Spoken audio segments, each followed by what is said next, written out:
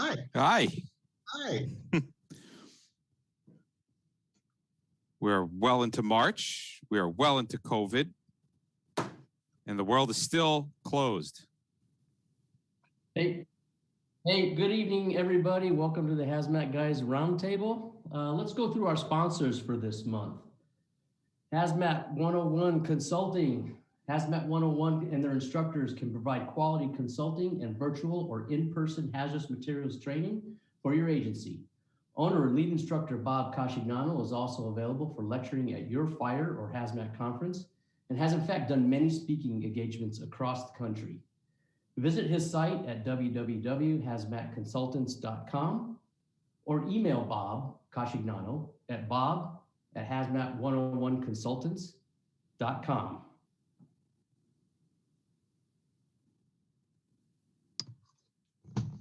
For over 20 years, K&R Plaques have had the pleasure of helping clients choose awards for the people they want to honor. Their state-of-the-art equipment allows clients to design, customize, and personalize the awards they choose for that special somebody. With one of the largest selections of plaques, awards, trophies, and clothing apparel, they can deliver quality products to satisfy any customer's needs. No order is too big or small. Visit their website at www.knrplaques.com. Intercontinental Fire Training Academy is an educational institute that has three branches of education: hazmat, technical rescue, and fire. They offer approved curriculum for you or your agency. Examples of a few classes are HAZWOPER, rope rescue, vehicle extrication, fire officer and driver, fire inspector, and much more. Training can be conducted at your facility or they can come to you. For more information, visit ICFTA at www.icfta.academy or reach out to them at 305-450-4530. Responder Training. RTE is the leading company in delivering propane training along with emergency response equipment. Responder Training has many propane flaring kits, water injection kits, accessories, and replacement parts available. They also sell the only commercially available 1-inch propane flare kit, appropriately named the Dragon Slayer because size does matter. Contact our good friend, owner instructor Ron Huffman for more information. You can reach him at 765-524-4848. Email Ron at respondertraining.rdh.gmail.com or peruse his website at respondertraining.com. If you'd like to sponsor the show and help keep live hazmat conversation coming in the future and help send at least one lucky participant to a national level hazmat conference, send an email to bob@thehazmatguys.com and he will send you the information. Now, on with the show. Great. Blue ribbon helps.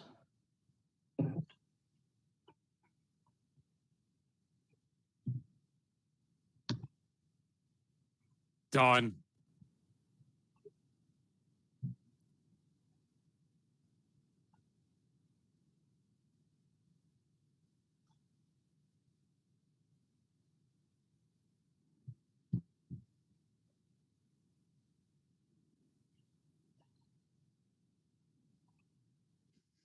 Hi, how are you?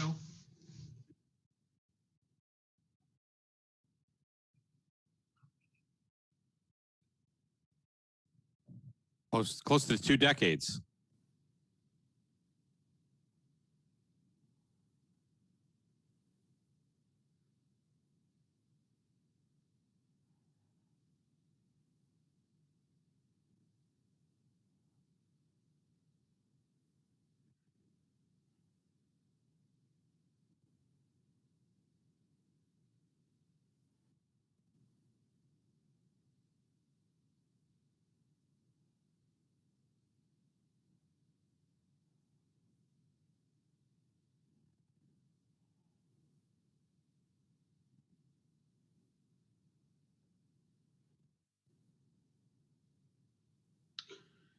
Well, I think from the New York City Fire Department perspective, If you look at New York City Fire Department, you have to look at a fire department that is steeped in tradition. It was, I always was told it was 125 years of tradition unimpeded by progress. And when hazmat came along for the New York City Fire Department, it was because of duress. And when I say it was because of duress, an incident happened on the George Washington Bridge many years ago where a propane truck was coming across the bridge, and it was an MC 331, and it was coming across the bridge, and the relief device on the container froze in the open position, and it was leaking propane. And traffic was stopped on the George Washington Bridge, and the traffic backed up as far north as Bridgeport, Connecticut, and as far south as Trenton, New Jersey. And the federal government lost over $1 billion in commerce that day, and they said to New York City, you will develop a hazmat team or we're going to cut off your federal highway funds. And that was the start of hazmat in New York City. That's how it started. So all via threats.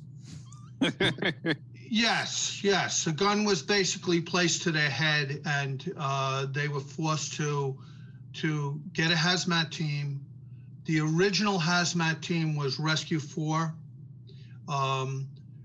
They initially had the job, and what ended up happening was they were spending so much time out of the borough of Queens that the Queens borough president complained to the city council and to the mayor that that they were spending way too much time out of the borough and not doing fire duty. So the fire department decided to create a separate individual hazmat unit. And in 1984, there was only 4 rescue companies, and as a result of all of this problems, Rescue 5 was created and Hazmat 1 was created, and that was the original rescue services of the New York City Fire Department in 1984. How long had Rescue 4 been running hazmat before they dedicated the unit? The incident that started this, the catalyst, was on August 9th of 1982 that started it. So it was shortly after that that the members of Rescue 4 started hazmat. They were given a second vehicle. That was the first incident of a company in the New York City Fire Department being given a second vehicle. They were given a second vehicle to carry their hazmat equipment. The first vehicle obviously was the rescue company itself. And then the guys in that company were initially sent to the National Fire Academy and the EPA for their initial hazmat training. That was it. That was their training.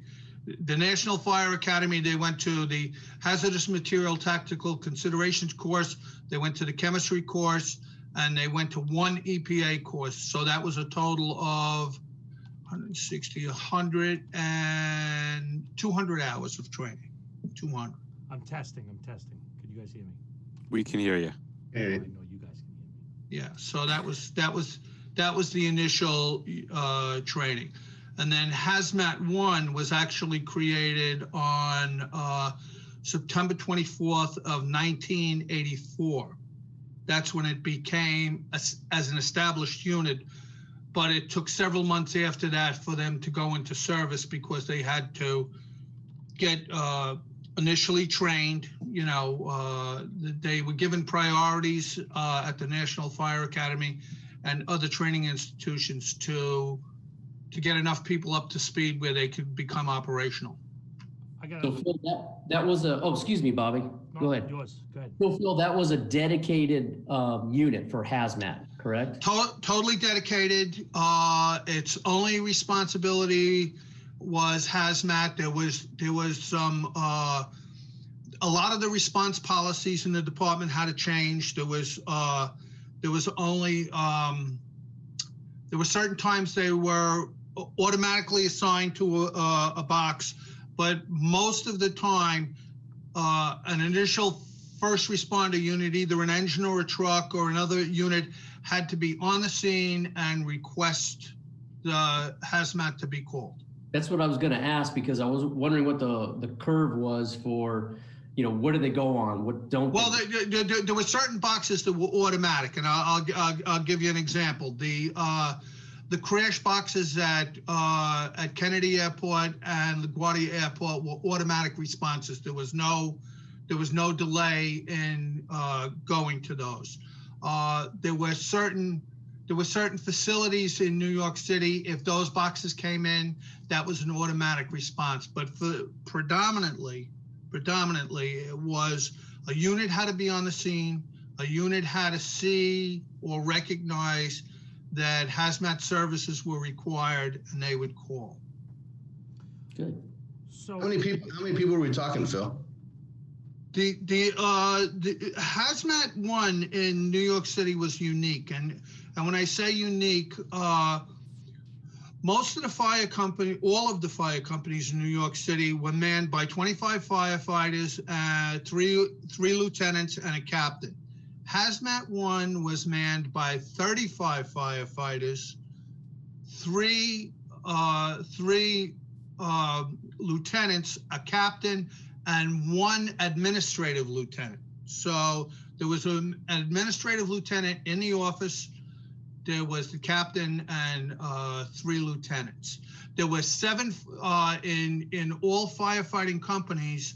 There were 5 firefighters and an officer. In hazmat, it was 7 firefighters and an officer. And basically, that was to meet the federal requirements. The federal requirements required a buddy system: 2-man entry, 2-man backup, 2-man decon. And we had a 7th man as a resource man. So we were following strict protocols for the federal regulations. We were following 29 CFR 1910-120. when you're starting a company like this, and there's companies or departments that are actually currently doing this right now. Right. You're starting from scratch. How does, and I don't know what role you had in the picking of people, but how was it found when you first opened the doors? Did you have guys that were plumbers, guys? Okay.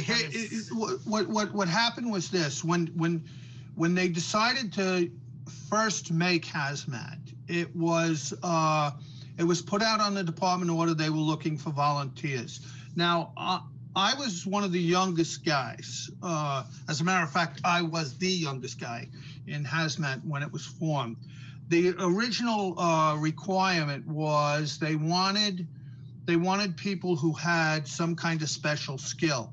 So they had guys who had degrees in chemistry and biology and stuff like that. And I was one of the people who I thought would never get picked, because I was only a 3rd grade fireman at the time, and they were only selecting 1st grade. And the only reason I was selected was I was an operating engineer. I knew how to operate power plants and machinery and heavy equipment. So I could go into a power plant and know what equipment should be on or off and stuff like that. So if they had a fire or an emergency in one of these plants and the engineers were incapacitated, I would be able to go in and either keep the systems running or shut the systems down, depending on what they wanted. So they had selected me. But what they had done was they put out on the department order a request for volunteers, and they had 165 people apply for hazmat, and they were interviewed to determine their skills or what they could do and stuff like that. And based on that, they whittled it down to 35, and those 35 were selected and sent for training. Did you find that you had plumbers, chemists? I mean, like, was it? They had welders. They had I was the only engineer. They had welders. They had registered nurses.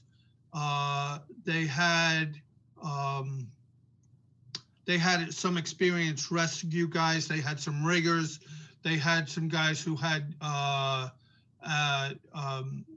knowledge in heavy equipment and stuff like that. And basically, that's kind of what they were looking for. They were looking for people who were like jacks of all trades and could do a number of things, because it was a new organization, and because it was a new organization, they didn't know how they were going to do SOPs for this organization. So they wanted to make sure that whatever happened, they were not going to have a shortfall in knowledge or experience. So that's why they kind of went kind of broad with a lot of things. Well, when you look back at the formation of the company,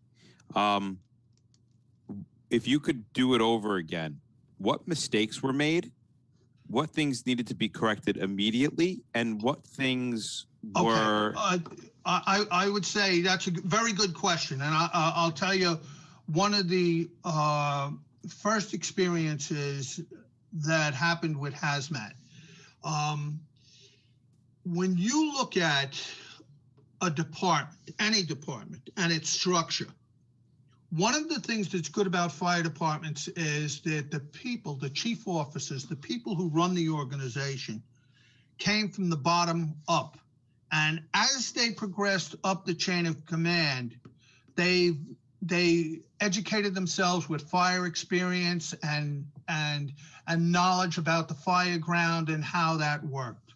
Unfortunately, when hazmat came along for the New York City Fire Department, instead of getting your leadership from the top, your education for your hazmat people were at the bottom. Your most educated people in terms of hazmat were at the bottom of the food chain, not at the top. So anytime you try to get something done in the fire department, you went against this chain of command that was so fire oriented. It's almost like if you look at World War II, and I'll use that as an example. In World War II, most of the admirals and the people who were in the Navy believed in a battleship Navy. They never believed in aircraft carriers. They thought that aircraft carriers was a fluke. It wasn't a thing of the future or anything like that. So they disregarded aircraft carriers. But as we know now through history, the aircraft carrier was the most influential part of World War II. Well, the same holds true for hazmat. You had a command structure that was very, very fire educated. They could tell you about building construction. They could tell you about collapses. They could tell you about how to deal with multiple fires, but they couldn't tell you a damn thing about dealing with hazardous materials from a hazardous materials perspective. And part of that problem was that when you needed a piece of equipment or you needed specialized training in something, they couldn't understand why it was so critical to get those pieces done for hazmat. Training was like one of the biggest problems early on. They thought going to 4 weeks of training at the National Fire Academy, they thought that was enough. They thought it was sufficient. But what they never understood, and this was a fundamental problem with a lot of people, was that you not only need the knowledge and skills to perform the work task, you need the tools and equipment to perform the work task, you need the proper PPE to perform the work task, and you need to evaluate the hazards and risks of that work task before you can successfully work without somebody getting injured or killed. So there were a number of elements there. Anytime you needed a tool or piece of equipment, you had to justify it. It was easy to justify axes, Halligans, all of those kind of tools that are used in firefighting. But when you needed a monitoring device to monitor for a specific gas or element or something like that, the justification process to get that was sometimes almost insurmountable. It was the same with protective clothing. When, at one time, at one time, you look at firefighters, they wore bunker gear. That was it. That was their protective clothing. When you went to hazmat, you had level A's, you had level B's, you had different types of level A's and level B's. You had cold water immersion suits, you had firefighting gear, you had proximity approach, you had fire entry suits. And when it came to hazmat, you were wearing 11 different types of protective clothing. Okay, which do you wear when? You know, at some point, you know, hazmat had over 300 pieces of specialized equipment that were exclusive to hazmat. Other people in the job did not have those pieces of equipment. And I'll tell you an interesting story about some of that equipment. There was one time when we received thermal imaging cameras. We were the first people in the department to receive thermal imaging cameras. You know how common they are today, right? Yeah. So there was a collapse, a building collapse in Bridgeport, Connecticut. The hazmat unit from New York City was dispatched to Bridgeport, Connecticut, because we were the only ones who had thermal imaging equipment that could find people buried in the rubble. Oh. Okay, so, and this is just one example of us having to go out of the city with a piece of specialized equipment that was made for nuclear submarines to detect radiation leaks on submarines, and now we're using that piece of equipment. Another specialized piece of equipment that we consider so simple today, a cell phone. A cell phone. We were the first unit in the department to have cell phones on the rig. Chief officers, when they would come on the rig, and we'd say, "Look, we're gonna call and find out about this spill, and who are you gonna call? How are you gonna call them? I got a roll of quarters with me. Hold on." Yeah. So we would call Chemtrek. We'd have them fax a material safety data sheet to the rig, and the chief would be absolutely mesmerized that we're having information faxed to us right on the scene of an emergency. They're breaking out holy water, trying to get the demons away. It was like for some of the chiefs who've seen what we were capable of, it was like them walking through the door at the Wizard of Oz and everything turning to color. So in the beginning, it was hard. It was hard. We had to fight a great deal to get what we got, but we kept progressing and we kept moving forward, and it got to a point where they kind of left us alone. There were chiefs when we'd get to the scene who'd say, "You got it, take it. I don't want. I'm wiping my hands of this. You guys got it." You know, it's funny, you know, when you talk about the cell phones and the internet connections and whatnot, we used to get the cards, and they didn't want us to have those because they thought we'd probably be looking at porn in our, you know, in our off time. But so Phil, in your experience, that's been about 30 years. I'm sorry, I don't know when you retired, but what do you think that we had back then that we still not really getting right nowadays in hazmat? Well, I think one of the biggest things that where we fall short is that is in education, and let me tell you why in education. You can go to most colleges and get some kind of fire science degree, but I think that hazmat by itself is its own field that should have a bachelor level, they should have a graduate level, and they should have a PhD level, because as a hazmat person, you're required to be a firefighter, you're required to be a scientist, you're required to be a detective, you're required to be so many other things besides your regular job of firefighting. You have to know about rigging. You have to know about science. You have to know about biology. And the better you are at all of those things, that's what makes you a great hazmat person. And I'll give you a perfect example. There are 5 modes of transportation. How many hazmat guys today could tell you what an MC 331 is, or an MC 330, or what a DOT 406 is, or tell you what a DOT 112J 400W is? And those are just the spec names of certain types of containers. But as a hazmat specialist, you should know your adversary, and your adversary is the product, its container, and when I say its container, all the nomenclature on that container, its safety devices, its capacities, what it can hold, what it can't hold, and what the regulations are for that. Besides that, so you got to be part lawyer too, because you have to know the federal regulations. You should know. Most hazmat guys should know that federal regulations inside out and upside down. I will tell you one of the biggest advantages that I had in dealing with my department. Anytime Fighting with somebody chiefs. what?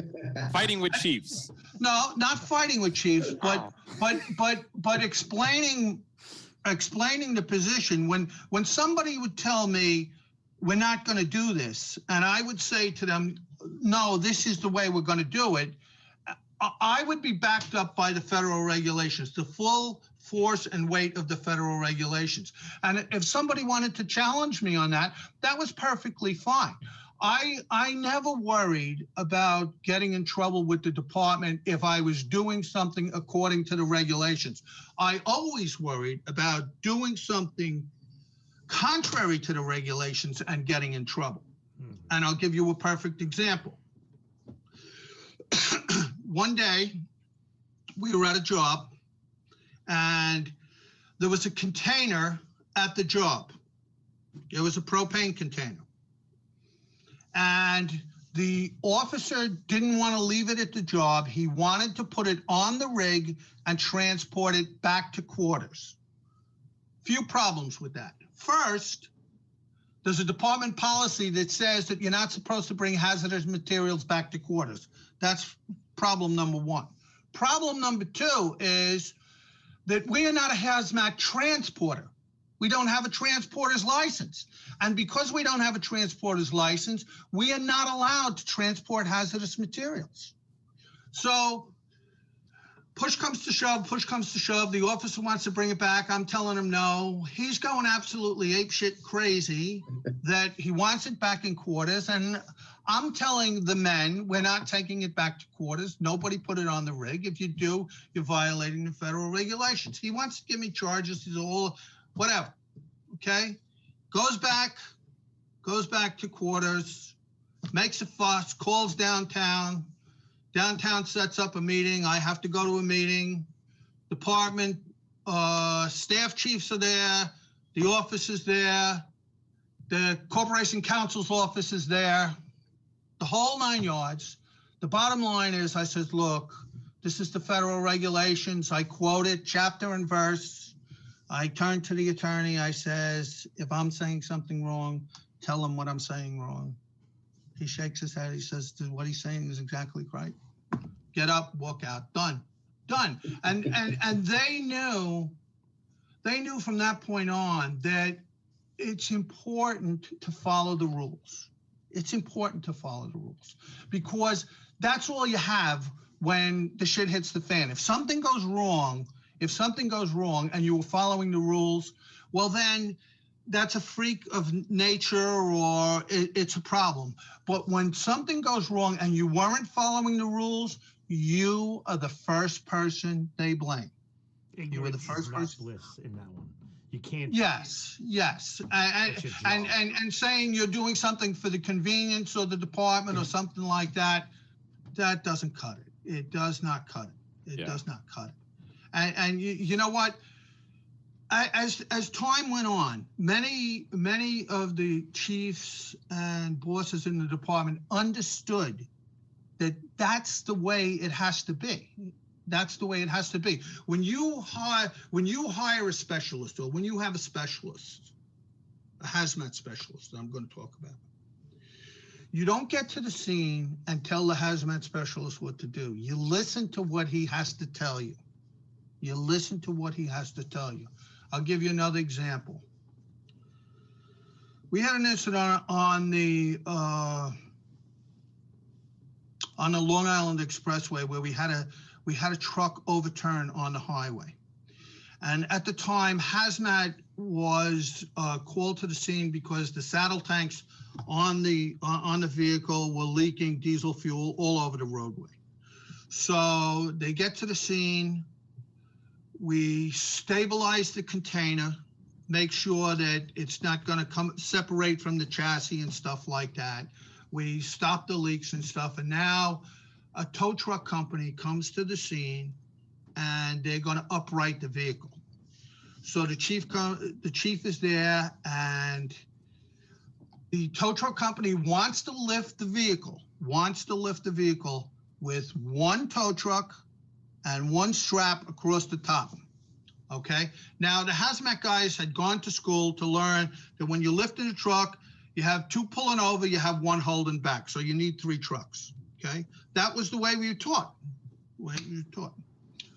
So the chief is listening to the tow truck driver. He's listening to us. He feels he's going to give the tow truck driver the benefit of the doubt. He's going to let him lift the truck the way he knows how to do it. So I say to the chief, listen to me. I'm going to tell you exactly what's going to happen before it happens so that when it happens, you know we were right. I say, he's going to lift his truck. He's going to get it on a certain angle. It's now just about ready to come over, and this is what's going to happen. It's going to go like this, bang, and it's going to flop right on its side. I says, I'm telling you, that's what's going to happen.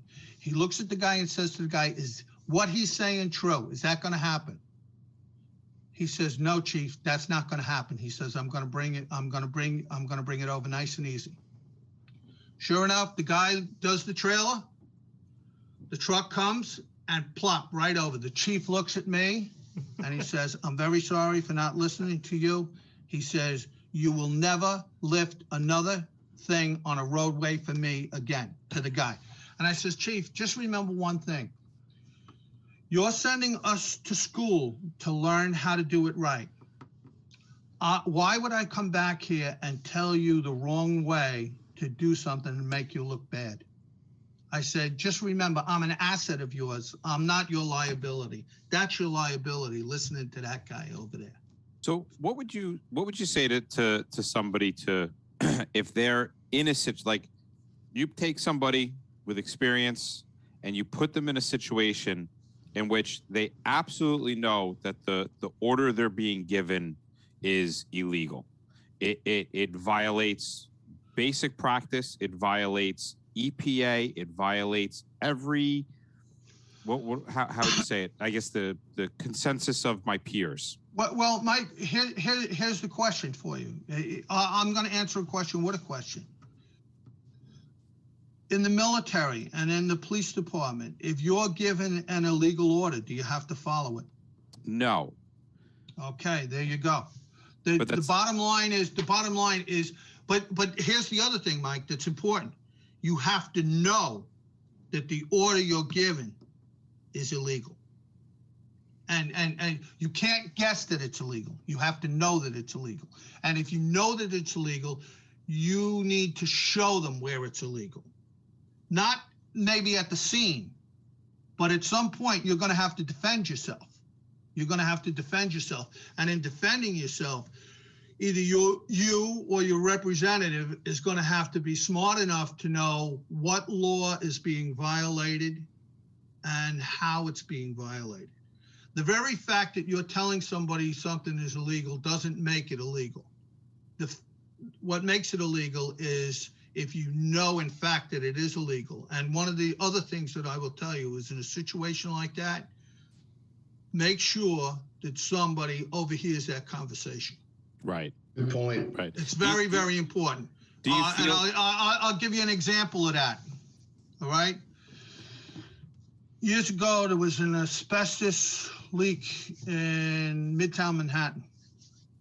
And the asbestos went all over a building. completely covered the side of a building. They call hazmat to the scene, and hazmat at the time had not had any asbestos training. Okay, none, zero. They had requested it because we were getting called to tons and tons of asbestos incidents, and the only people the department decided to train to do asbestos was the officers. So when we got to the scene of the emergency, everybody stayed on the truck and only the officer went in. And he came back, and the chief of department, Homer Bishop, was at the scene and said he wanted the hazmat guys to get in a bucket of a towel at it and go up and wash the side of a building that was covered in asbestos. And the guys who were working basically said to him, Chief, we haven't been trained in asbestos removal. If we went up on that in the towel ladder and washed the side of that building, that would be a violation of law. Okay. The chief orders them into the bucket. Okay. They're going up to the building. The health commissioner walks over to the chief of department and says, if they put 1 ounce of water in that building, you're going to lose your job because they told you they weren't trained and you're putting them up there to put water on that building. The men were told to come downstairs. They were told to get back on a hazmat rig and go back to quarters. And they would be dealt with the next day. The next day, the instigator of that, we're not doing it, was called to headquarters. No, he wasn't, excuse me. The captain came in, he was furious that we disobeyed the chief of department. He said that the guy who instigated this was going to be lifted from the company, and he was going down to headquarters and have the guy removed. He went down to headquarters, and you know what the commissioner told him? That guy ain't going nowhere. He told you he wasn't trained. You wanted him to do a job, and he's not required to do that job. Phil. And guess what? 2 weeks later, everybody in Hazmat 1 got asbestos training. Phil, was that little instigator you? It's not important. It's not important who the instigator was. The important part, Bob, is that number one, you got to know your rights. Number two, you got to know the law. And number two, you got to stand your ground when you're right. And you know, unfortunately, like sometimes we don't have a choice who our bosses are going to be. Sometimes they assign people who are our bosses who don't have, and that was one of the problems. You know, one of the interesting things I never told you guys, but every one of the captains of Hazmat was a student of mine at the National Fire Academy. So when they'd show up at the National Fire Academy, I was their instructor. So it kind of made something, for some of these guys, it was hard to swallow. Here, I'm the captain of the company, and I have a dopey fireman who's teaching me how to do hazmat, you know? But that was one of the problems with training from the bottom up and not from the top down, is that the more experienced people in hazmat were all of our people at the bottom. Most of our firefighters in hazmat, as an example, were or became experienced instructors. They taught for the National Fire Academy. They taught for the IAFF. They taught at Louisiana State University. They taught at the Army Chemical Warfare School. So they taught at a number of institutions. So that's one of the big problems with training from the bottom up. Well, is that you're more experienced and educated people are at the bottom. Well, Phil, I can tell you with the few seconds that we've got left, you will be happy to know that tradition is still unimpeded by progress. I'm sure of that. I'm sure of that. I'm sure of that. I think, Bobby, I think you, with all the just a short time that we've had Phil here, we need like a 2, 3, 4, 5-part series on the Hazmat Guys podcast interview with Phil. I mean, you have no idea the amount of time that we would need to get a sliver of the information that man has in his head. That's just, and if I can just say something real quick, all the people, especially the young people that are listening, when you have the opportunity to pick somebody's brain that's been around a while, that been there, done that, do it. Get them to come by the firehouse, tell the story around the kitchen table, because this is how we learn and pass it on. So thank you, Phil, so much. Oh, it's no problem. And I'd be more than happy to come again if you ever need me. Not a problem. Awesome. Love it. Thank you so much. Because Bobby's going to, because at some point, Bobby and Mike are going to take me to lunch. Absolutely. Phil, I will come up any day of the week and hang out with you. I'm joking. Any Mike. day of the week. Lighten up, buddy. Lighten up. You don't owe me anything. When you come to Florida, I'll play golf with you, Phil. Good deal. I will sit in your man cave in the basement. Bob, we can play golf, but I'll tell you what.